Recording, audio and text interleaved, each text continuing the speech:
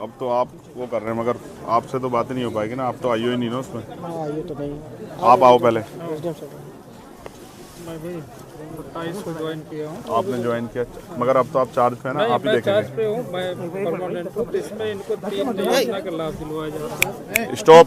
एक तो SC/ST का आगे आज जाएगा शाम को कल बजट आया अच्छा, तो 4,12,500। मुझसे थोड़ा पीछे को हो जा रहा है। ये देख लीजिए, ये एक सेकंड। आप कब आए यहाँ? मैं 27 को है, आप 27 में आए। 27 को। फिर भी 7 दिन के अंदर वो पैसा जमा कराना होता है, आपको पता है? हाँ, ये उसमें रूल में है। मैं आपके खिलाफ SC/ST एक्ट का मुकदमा करा सकता हूँ, आपको पता है? नहीं पता तो मैं आपको बता देता हूँ कि अगर आपने 7 दिन में पैसा इनके खाते में नहीं भेजा ना, CO साहब को भी, CO साहब और आप पे दोनों मुकदमा करा, DM साहब पे भी 1 मिनट लगी कराने में। बहुत छोटा सा काम है मेरे लिए, चुटकी भर का।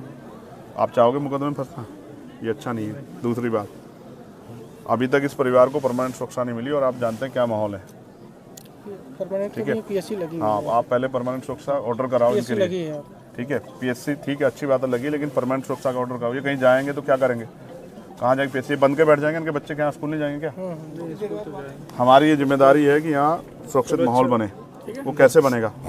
वो तब बनेगा जब हम इसको, प्रशासन के माध्यम से ही। यस, और वो नहीं बन रहा है। आप इस बात को समझ सकते हो, मैं इस बात को समझ रहा हूँ और आप भी समझ लो, नहीं बन रहा है वो। अगर वो बनता तो शायद इनको मेरी जरूरत नहीं पड़ती, ये आपके फिर भरोसा करके चैन से घर बैठ जाते, क्योंकि इस वर्दी में बहुत ताकत है। इस वर्दी को देख के आदमी महसूस करता है कि अब मैं सुरक्षित हूँ। और इसी वर्दी पे ना ये जो शेर का निशान है, ये हम सबको पावर देता है, ताकत देता है हमें। अब आप महसूस करो, या इतने वर्दी वालों के होते भी वो सुरक्षित नहीं महसूस करे, तो कारण क्या है? मेरे पे क्या है? मेरे पे थोड़ा शेर का निशान है, तो शेर का निशान आपके माथे पे है। तो हमें उनको सुरक्षित माहौल देना है। मैं नहीं मानता अगर वो यहाँ रहेंगे तो सुरक्षित रहेंगे। तो SC/ST एक्ट में प्रावधान है कि हम उनको यहाँ से, जबकि होना तो चाहिए, एक्ट में तो ये कहता है कि अगर परिवार सुरक्षित है तो चाहे पूरा गांव बदलना पड़े, पूरे गांव को वहाँ से पलायन कराना पड़े, ये कहता है एक्ट तो। लेकिन मैं चाहता हूँ ना, आप कोशिश करें तो ये परिवार यहाँ से अगर कहीं और शहराबाद में शिफ्ट हो जाए तो ये अपना जीवन जी सकते हैं। घटना होगी, मैं उससे नहीं कह रहा हूँ, उस पर बार बार चर्चा नहीं करना चाहता हूँ, लेकिन अब हमें ये साबित करना है कि हमारे यहाँ कानून व्यवस्था अच्छी है और हमारे यहाँ हर आदमी अपनी ड्यूटी कर रहा है। एक्ट ये कहता है, आप पढ़ लेना, मेरा पढ़ा हुआ है, कि अगर परिवार असुरक्षित महसूस करता है तो पूरे गांव को प्लान कराना पड़े तो पूरा गांव प्लान होगा। लेकिन मैं आपसे कह रहा हूं कि हम इस परिवार को शिफ्ट करा सकते हैं कि इस परिवार के लिए कहीं रहने की व्यवस्था हो जाए, ये सहसम्मान रह सके और ये लड़ाई यहीं किसी उसमें रहे, ये लड़ाई बढ़े ना। क्योंकि मैं और आप जानते हैं, आरोपी अपनी जान बचाने के लिए इनको नुकसान पहुँचा सकता है। मैं एक बात से सहमत नहीं हूँ, जब पीड़ित वो छोटा बच्चा जिसने देखा, उसकी पत्नी कह रही है कि मोहित मौके पे था, फिर उसको इग्नोर नहीं किया जा सकता है। आप ऐसा मत करो कोई भी, आप उसको अरेस्ट करो। ठीक है, अरेस्ट करो और कोर्ट में चार्जशीट में बताओ क्या है, वो है या नहीं है। उसको ऐसा मत करो कि उसको खुली छूट मत दो, इससे न्याय नहीं होगा, बिल्कुल नहीं होगा ऐसे न्याय। आप उसको अरेस्ट करो, सबसे पहले उसको अरेस्ट करके जेल भेजो और अपनी चार्जशीट में बताओ क्या है। कोर्ट को बताना कि भाई आपने क्यों उसको किया, आपने FIR है ना नामजद उसके खिलाफ। आप जज मत बनो, सब लोग जज बनना गलत है, ये आपका काम है ही नहीं है, मेरा आपका काम नहीं ना, ये कोर्ट का काम है। अगर ये हत्या किसी दलित के बच्चे ने कर दी होती ना, तो आप तो पूरे परिवार को चौराहे पर ला देते। पुलिस में जानता हूँ अच्छी तरह से, ठीक है, उनके मकानों पे बुलडोजर चल जाता। मैं नहीं चाहता किसी घर बुलडोजर चले, मेरे उसके परिवार से कोई लड़ाई नहीं। लेकिन आप मोहित को अरेस्ट करो, जब वो उसकी पत्नी कह रही है, वो आई विटनेस है ना, उसका बेटा भी, वो भी कह रहा 12 साल का कि वो मौके पे था। तो आप कोई फैक्ट पे मत जाओ, अभी फैक्ट आप कोर्ट में पेश करना, उसकी बेल के टाइम दे देना, उनकी मदद कर देना, मुझे कोई दिक्कत नहीं है। लेकिन अब आप उसे गिरफ्तार करो। और अगर आप ये सोचते हो कि भाई गिरफ्तार नहीं करेंगे तो फिर मुझसे कोई उम्मीद मत करो, बिल्कुल। मैंने तो कह दिया कि हम 8-10 दिन बाद एक बड़ा प्रोटेस्ट करेंगे और अनिश्चितकालीन करेंगे। बिल्कुल मुझे कोई वो नहीं है, मेरे पास कोई ऐसा मेरी नौकरी नहीं है ना, मैं कोई ऐसा, मैं सदन में मेरे बगैर नहीं चलेगा। मैं नहीं जा रहा हूँ कहीं भी, मैं तो आ जाऊँगा। आप तय कर लो अपने, उससे मैंने आपको बता दिया 2 चीज़ें। एक, आप लाइसेंस की व्यवस्था कराओगे उनको, आर्म्स लाइसेंस उनका बनवाओगे, ये दोनों बच्चों का, ये इनका राइट है। 2 भाई हैं ये, दोनों भाइयों, क्योंकि इनको तो खतरा है ना, इनको तो चाहिए आर्म्स लाइसेंस। मुझे और आपको थोड़ा चाहिए, जिसको खतरा उसी को जरूरत है ना। हम लोग को तो नहीं चाहिए भाई आर्म लाइसेंस किस लिए? उसी के लिए ना जो जिसको खतरा है सुरक्षा में। तो जिनके भाई की डेथ होगी और जिनके परिवार में पहले से भी, मैं पहली घटनाओं पर नहीं जा रहा ना कि वो संदिग्ध मान रहा हूँ मैं उनको, लेकिन उनको तो अभी तो उनका ताज़ा हुआ है ना, और उनको धमकी मिल रही है। कौन है वो? विजय सिंह, क्या नाम बता उसका? विजय सिंह जो धमकी दे रहा है, ये क्या बात हुई? क्यों शर्मा जी, ऐसे धमकी मिलेगी तो फिर पुलिस का क्या फायदा? उसको कहो ना धमकीबाज को, हैसियत में रहना। क्या हो गया कि मर गए क्या लोग इस देश में? क्या नाम है उसका? विजय सिंह। वो पहले भी कई बार जेल वेल गया, ये उसकी बेल वेल कराता तो जेल गया है। ऐसा मत सोचो ना, ये ऐसा माहौल मत बनने दो ना, आपकी वर्दी पे साख पे बात आ जाए, ऐसा क्या होगा? आपके लिए भी जाति में मायने रखती है? मुझे तो नहीं लगता मायने रखती है, बिल्कुल नहीं रखनी चाहिए। जब आपने वर्दी पहन ली और आप उस कुर्सी बैठ गए तो कोई जाति नहीं हो सकती है। कोई जात नहीं है। तो इसलिए आपसे कह रहा हूँ, एक तो उसको विजय को समझाओ कि अपनी हैसियत में रहे, उससे बाहर ना जाए। अगर वैसा मन हो तो फिर ये खराब हो जाएगा, और हम किससे कमज़ोर नहीं है, ये बात अच्छी तरह समझ लें। और हमने कई बार, राजीव हमारे यहाँ रह गए, वो जानते हैं, हम उसमें पढ़ना नहीं चाहते, बिल्कुल कह रहा हूँ, बिल्कुल। लेकिन अगर बच्चों पे आँच आ गई ना तो मुझसे नहीं बुरा होगा कोई, ये बात आप सोच लेना। नहीं। अगर आप किसी ने मुझे बताया ना, मैं इनसे मैंने नहीं दिया नंबर, इनको टच में रहूँगा। अगर इन्होंने कहा धमकी कोई दे रहा है तो फिर मैं यहीं आके बैठ जाऊँगा, निश्चिंत मैं नहीं जाऊँगा, मेरा घर है। फिर आप अपने आप संभालना। कोई प्रॉब्लम नहीं कि वो हम देख लेंगे इनको। बिल्कुल निश्चिंत रहिए। एक इनका पारिवारिक लाभ अलग कर दिया गया है। ठीक है। एक जो है मुख्यमंत्री बाल सेवा योजना, ठीक है, वो कर दिया गया। वृद्धावस्था पेंशन कर दिया गया। और आप रहने वाले कहाँ के? मैं अम्बेडकर नगर का हूँ। Very good. मैं आपसे रिक्वेस्ट कर रहा हूँ, आपकी कलम में बहुत ताकत है, और डीएम साहब से मैं कहूँगा, एक तो इनके लिए पेंशन का प्रावधान है, इसकी माता जी के लिए, वो पेंशन का प्रावधान आप कर सकते हैं, जबकि इसमें कल ही चर्चा हुई है। हो गया। आप भी जानते हैं ना भाई, कल से पहले चर्चा नहीं हुई ना। 27 को ज्वाइन किया तो मुझे पता चला, तो मैं फिर आकर एक्टिव किया। आप महसूस करो ना, कल ही इनसे आधार कार्ड मांगे ना, ये नहीं हुआ है। देखो, अगर आप ही सब लोग अपने आप सही कर देते ना तो मेरी जरूरत नहीं पड़ती। क्या करेगा चंद्रशेखर? मैं भी आपसे कहूँगा ना भाई, मैं किसे कहूँगा? तो नहीं हुआ, वो सच बात बता रहा हूँ, नहीं हुआ, उस तरह से नहीं हुआ। हो सकता है कोई दबाव को प्रेशर हो। आधार कार्ड ज्वाइंट खाते के लिए मांगे जाएंगे बच्चों कल वो सबसे पहला वो है, वो एक्ट का हिस्सा है, वो हमारी ताकत है। पहले आप ये बताओ, ये लड़ेंगे कैसे ये अपने भाई? अगर वो बेल के लिए हाई कोर्ट चला जाए, यहाँ उसको बेल ना मिले 302 में, वो हाई कोर्ट चला जाए, तो ये हाई कोर्ट जाके उसको अपोज कैसे करेंगे आप बताओ? उसमें चिन्हित भी करा दिया उसके बाद को, यहीं से जल्दी उसे सजा कराने का भी प्रोसेस चल रहा है। नहीं तो उसको ना फास्ट ट्रैक कोर्ट में हम लेके जाएंगे, तब वो होगा। लगवा दिया है, ठीक है, और जल्दी से जल्दी उसमें सजा। मैं ये बात आपसे इसलिए कह रहा हूँ, ऑपरेशन कन्विक्शन चल रहा है, उसमें उसको करा दिया गया। सीरियसली कह रहा हूँ। जब मुख्यमंत्री से बात करते हैं हमें बड़ी खुशी होती है कि भाई ये न्यायप्रिय प्रदेश बन गया, कानून व्यवस्था अच्छी। और जब ऐसी घटनाएं होती है और उसमें अधिकारी कर्मचारी का रोल ऐसा होता है ना, तो बहुत अजीब लगता है कि क्या दलितों के लिए, मैं नहीं कह रहा था वो, मगर ये सच है, कहना पड़ेगा, क्या दलितों के लिए कानून अलग है क्या देश में? नहीं, वो तो संविधान से ही चलता है। तो संविधान फिर ऐसा कैसे? मैं तो देखता हूँ ना सब चीज़ों को, मेरे पास सारी घटनाएं आती है, मैं जाता नहीं हूँ। मैं इसलिए नहीं जाता कि इसका परमानेंट सोल्यूशन ढूंढ रहा हूँ मैं, इसका परमानेंट सोल्यूशन जाना नहीं है। तो मैंने आपसे मांग रखी, एक, मैं ये नहीं कह रहा हूँ कि आप खेती के लिए पट्टा दें, जबकि वो प्रावधान में, क्योंकि इनके पास ज़मीन है, मैंने उनसे पूछा, तो मैं उसके लिए नहीं कह रहा हूँ। मैं आपसे ये कह रहा हूँ, एक, इनके लिए आर्म्स लाइसेंस। दूसरा, अगर हम इनको यहाँ से शिफ्ट करा दें, ये एक्ट का पार्ट है, और अब आप पे बजट भी आप इस कर सकते हैं, ठीक है। दो, तीसरा, एक सुरक्षित माहौल उनके लिए, सुरक्षा व्यवस्था, क्योंकि बच्चे छोटे स्कूल जाए, उन पर क्या गहरा असर पड़ रहा होगा, उनका स्कूल बंद हो गया। कभी तो उनके मन में आएगा ना 2-4 दिन में कि हम स्कूल क्यों नहीं जा पा रहे, उनकी माँ क्या कहेगी? उत्तर प्रदेश में कानून व्यवस्था ऐसी कि आप जा नहीं सकते क्योंकि मर जाओगे। ये तो आपकी साख पे सवाल खड़ा हो जाएगा।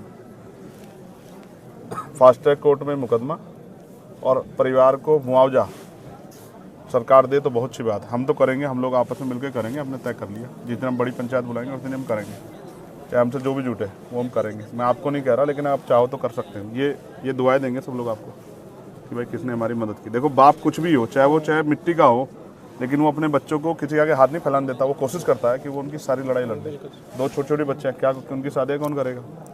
जब वो उनकी शादी को समय आएगा, आप और मैं कहाँ होंगे पता है थोड़ा, और कौन जिंदा रहेगा कौन ये भी नहीं पता ना। लेकिन वो बाप था ना, वो सब कुछ कर लेता, चाहे वो कैसे करता, लेकिन वो कर लेता, लेकिन ख़त्म कर दिया ना सब कुछ। तो इसलिए आपसे कह रहा हूँ कि आप कोशिश करो कि ये सब चीज़ें हों। उनकी पेंशन की व्यवस्था, इसकी व्यवस्था, पेंशन की तो हो गई, पेंशन होगी, पेंशन का हो गया, SC ST वाला, ठीक है। उसमें चार्जशीट लगा के, चार्जशीट में दाखिल करोगे तो उनके बाकी पैसे, ठीक है, सब एक मुश्त दे दिया। ठीक है।